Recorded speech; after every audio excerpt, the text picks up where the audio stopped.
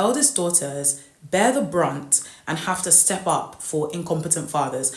And I'm not talking about homes where the dad is not present. I'm not talking. And I'm 28, so technically to them, I'm already a grandmother. Being the firstborn daughter in a family comes with its own unique challenges and responsibilities.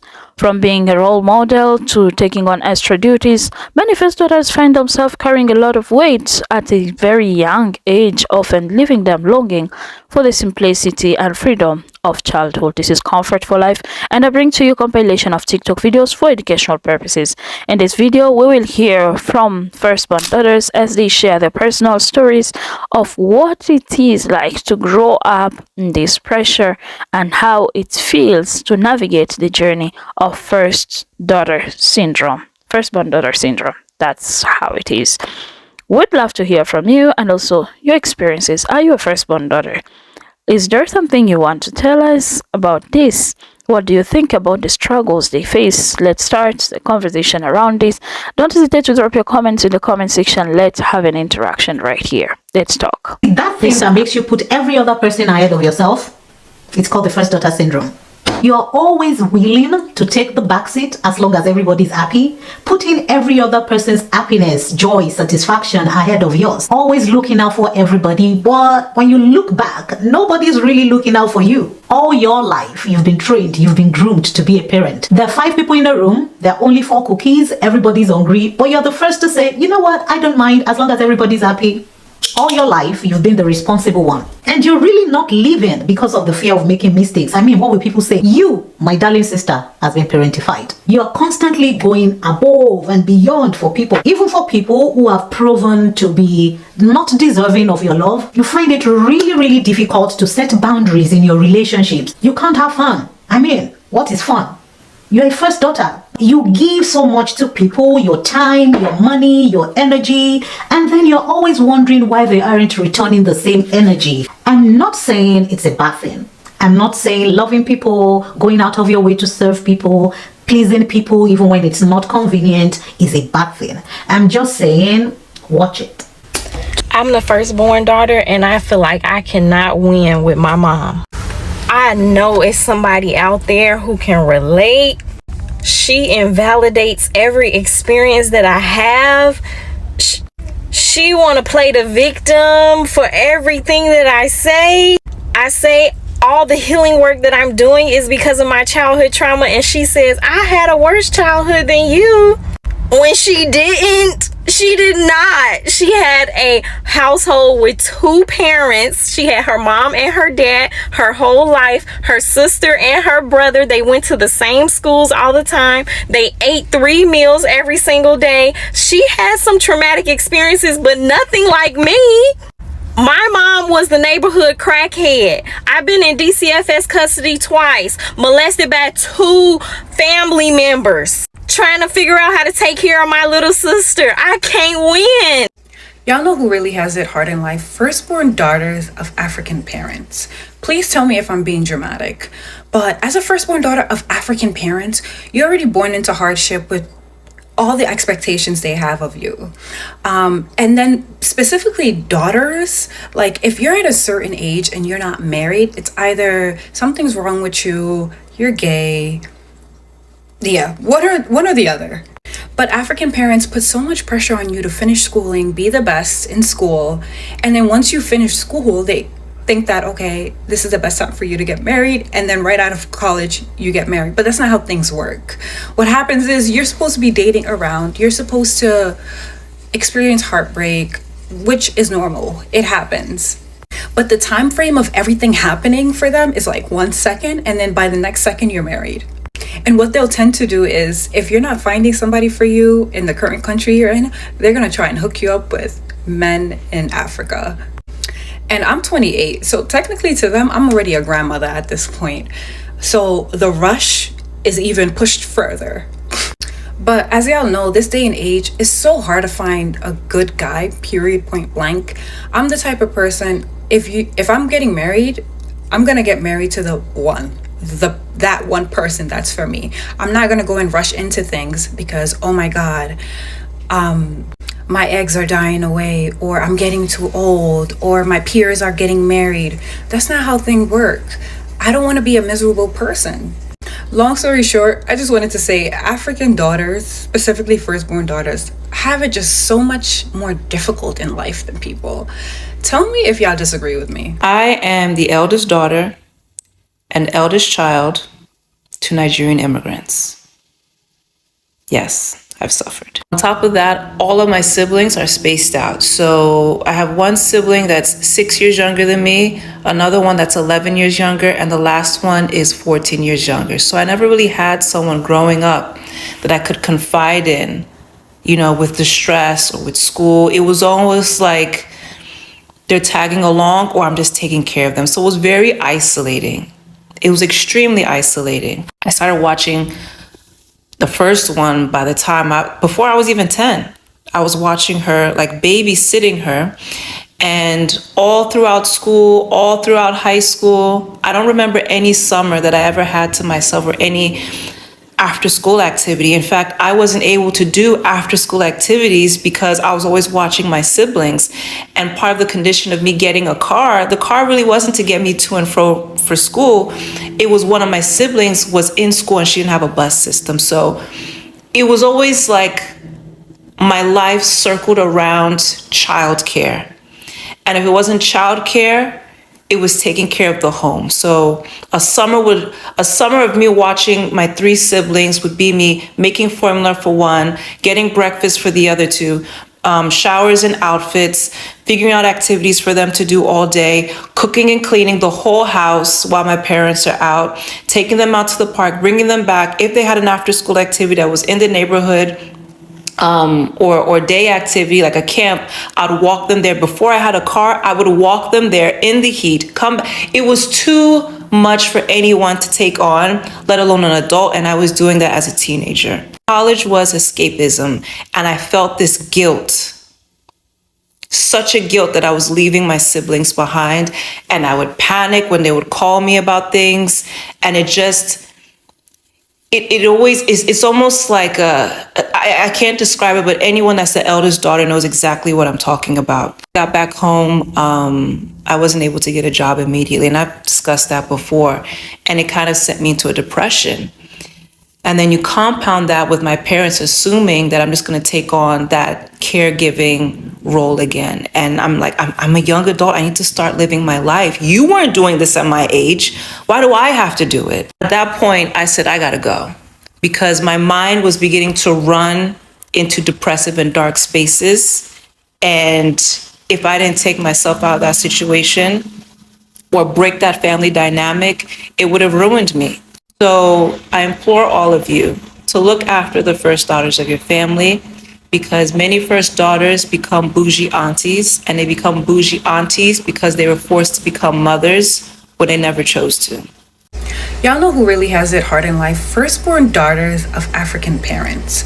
Please tell me if I'm being dramatic, but as a firstborn daughter of African parents, you're already born into hardship with all the expectations they have of you. And then specifically daughters, like if you're at a certain age and you're not married, it's either something's wrong with you, you're gay. Yeah, one or the other. But African parents put so much pressure on you to finish schooling, be the best in school. And then once you finish school, they think that, okay, this is the best time for you to get married, and then right out of college you get married. But that's not how things work. What happens is you're supposed to be dating around, you're supposed to experience heartbreak, which is normal, it happens. But the time frame of everything happening for them is like 1 second, and then by the next second you're married. And what they'll tend to do is, if you're not finding somebody for you in the current country you're in, they're gonna try and hook you up with men in Africa. And I'm 28, so technically to them, I'm already a grandmother at this point. So the rush is even pushed further. But as y'all know, this day and age, it's so hard to find a good guy, period, point blank. I'm the type of person, if I'm getting married, I'm gonna get married to that one person that's for me. I'm not gonna go and rush into things because, oh my God, my eggs are dying away, or I'm getting too old, or my peers are getting married. That's not how things work. I don't want to be a miserable person. Long story short, I just wanted to say African daughters, specifically firstborn daughters, have it just so much more difficult in life than people. Tell me if y'all disagree with me. You know what I've seen nobody talk about on this app is being the child that reminds your parent of their abusive relationship. Like, you are the spawn from that traumatic time. And it's so hard. My whole life I feel like I'm fighting for something that I don't understand. Then they get married and they have other kids, and then you see them just be so different. I understand you're different, but I need you to understand how that makes me feel. Like, I got the trauma, I got the pain, I got the abuse. I had to grow up fast. They're able to be a kid. They're able to just do kid things. I didn't have that life. I'm not upset. It just hurts my feelings. I understand I'm firstborn. We get loaded with all the trauma. But why is nobody talking about this? Because this shit hurts. It hurts. Like, I'm sorry, Mama, if I could take away your pain, I would. But I can't. I find it so funny how we are everything to everyone, but we're not really appreciated. We have to prioritize our siblings' conflicts.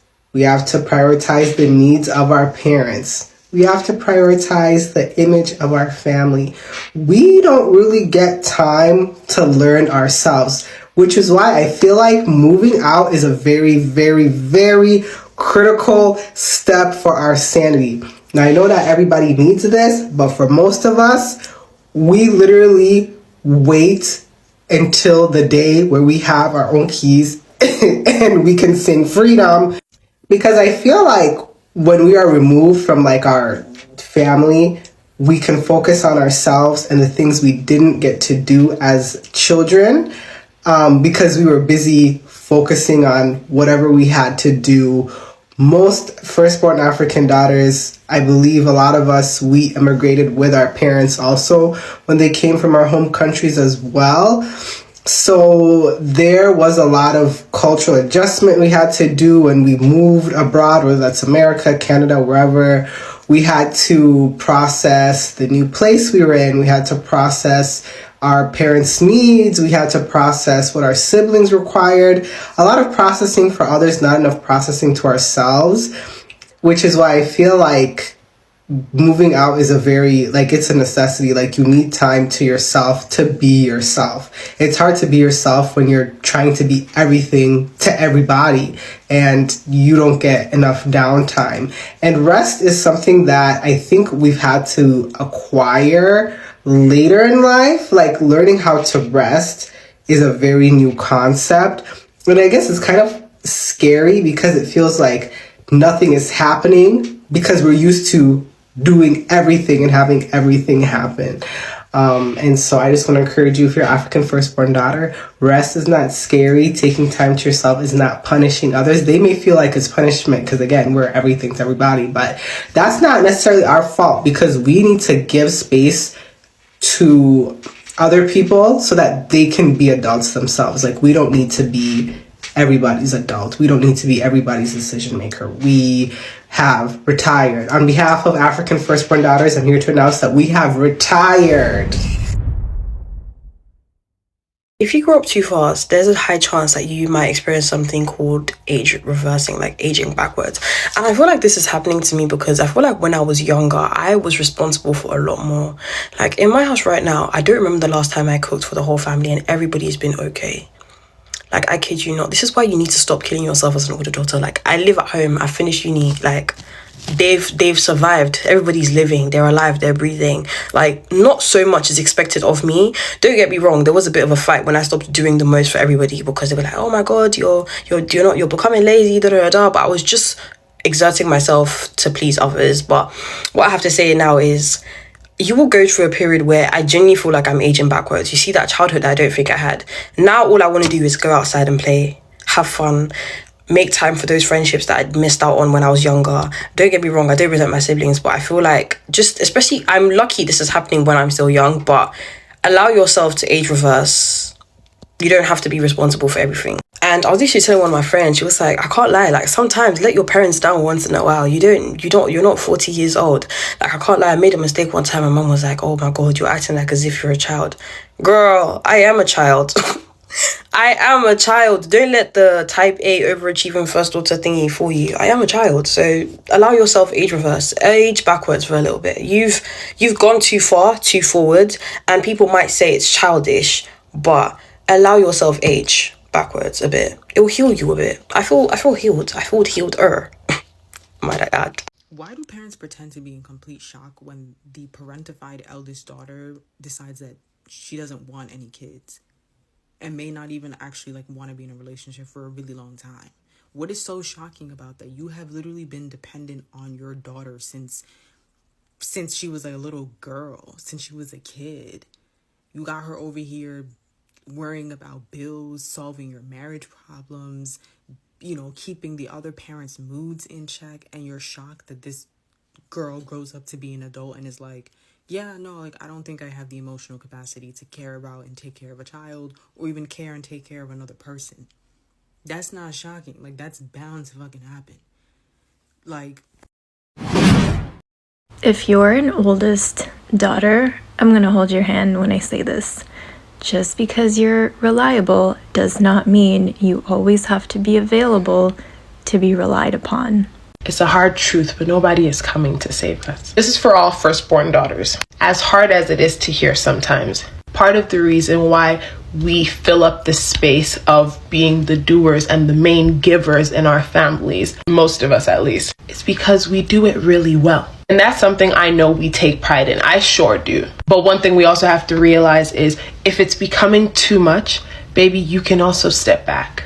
Yes, it will disappoint people. Yes, they may talk. Yes, it may result in a couple things maybe just not being finished on time. But we can't keep complaining and saying, I am so overwhelmed and I am so this and that, when we also don't prioritize ourselves and just keep on giving. We can't keep waiting for somebody else to come and take this load off our shoulders. We also have to love ourselves enough to put it down and say, enough is enough. I need a break. It's a hard truth, but nobody is coming to save us. By the way, I'm from Gambia. It's a country in West Africa. And in our culture, it's very common to have this community aspect. Gambia is such a small country, so essentially we're all sort of related, I guess. When someone has a child, everyone in the community helps to raise that child. Or like, if you want to go to the market one day, you can just leave your child with the neighbour next door, and it's very likely that that neighbour's like probably your cousin or something, And I can understand my mum coming to this country that's got a different culture and every man for themselves, and coming from a place where community is everything and is at the heart of what they do. And so I guess for her, it was a thing where she obviously wasn't going to shift those values. That's what she grew up with and that's what she believed in. Having children and getting the eldest to raise them. Whereas here, it's like you go and get a nanny. Our parents need to understand that being born here, being first generation, we're obviously going to pick up the culture here.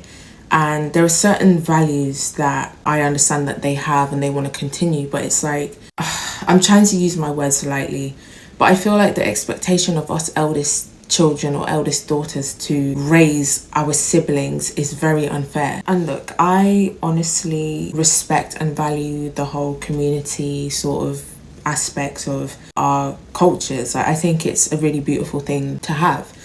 But in the same breath, I'm like, I can't understand why our parents just automatically have this assumption that being the eldest, boom, you're a parent, you have to help out no matter what. It doesn't matter if you've got, a tedious job or if you're in education, you must help out. And it's like, come on. For me, I had to learn to put my foot down. I had to learn to say no.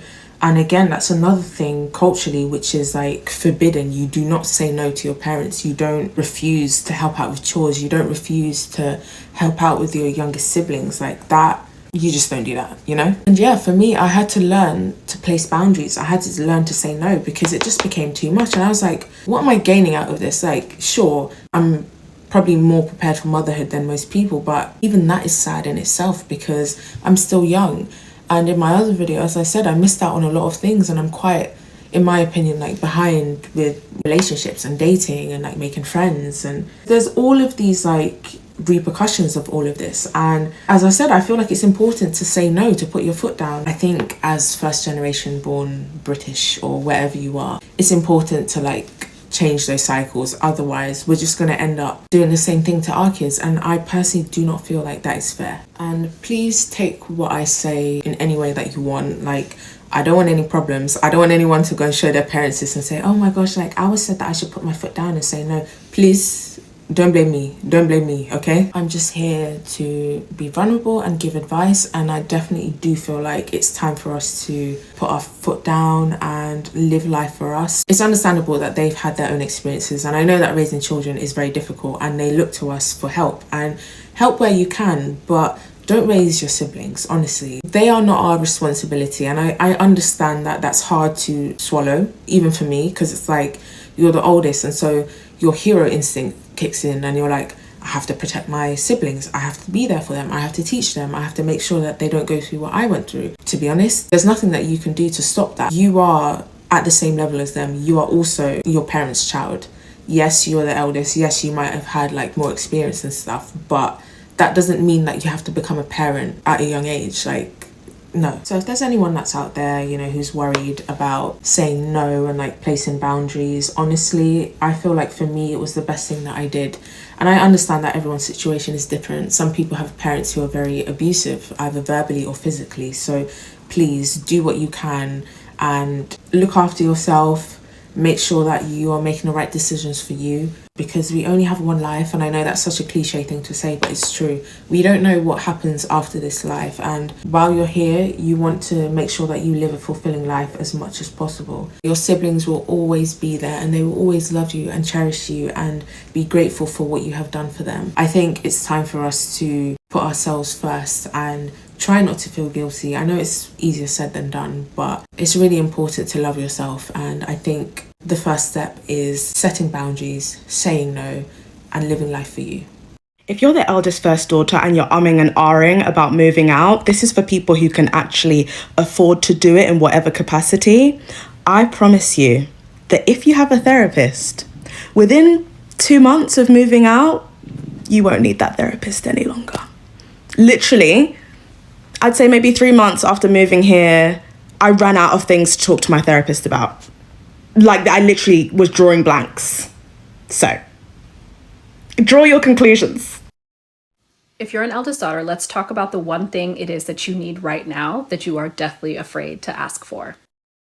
By the way, I'm Alexis, and I talk a lot about eldest daughters healing from their trauma and creating a foundation for a 7-figure lifestyle. If those two things are your jam, make sure you're following my content.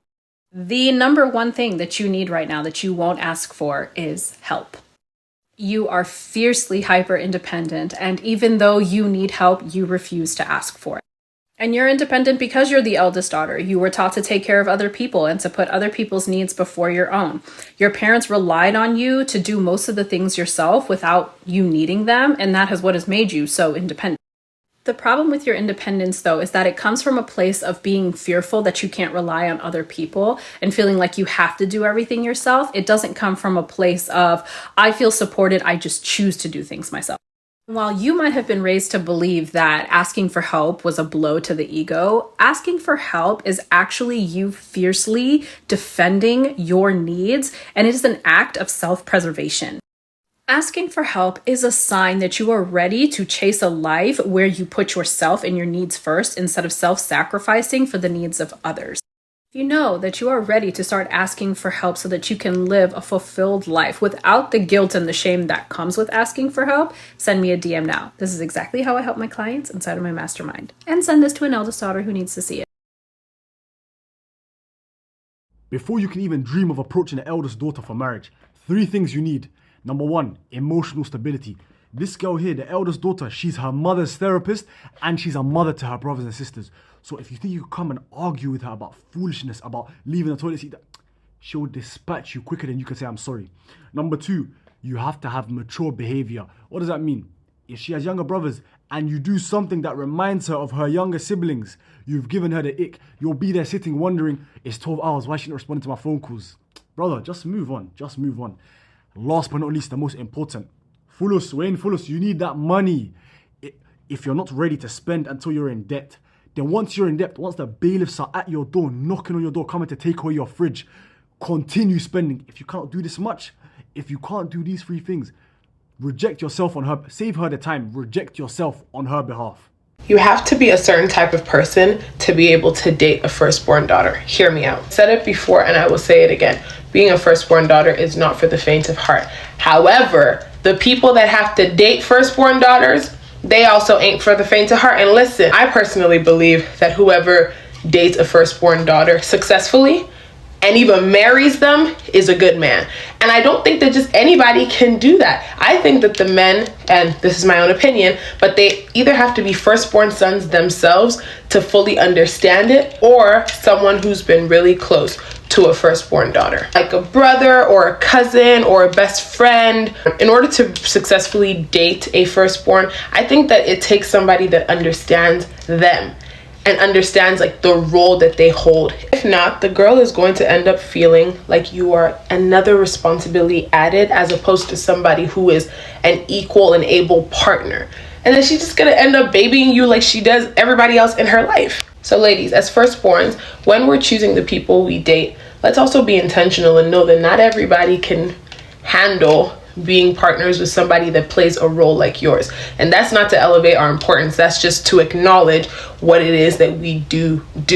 If you want to date firstborn daughters, have money. Have money. Have money. There's no time for no jibber. No. They're taking care of their whole family. As in their whole life, they've been taking care of their siblings. Even sometimes if their parents can't do stuff, they chip in with their money. They chip in once they're living at home when they move out.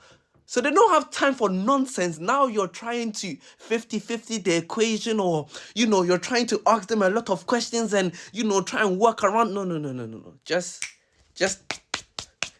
that's all you need to do for firstborn daughter, because they've suffered enough. That's the truth. Do you understand? Because I know certain girls that, bro, they pay for everything in their house. They cook, they clean, and then they take care of themselves, their own maintenance. That's like £1 billion to me, bro. You don't have time for you to be saying, yeah, what? Can you meet me at the train station and then you take the bus? No. Just cab. Firstborn daughters, that's what they deserve.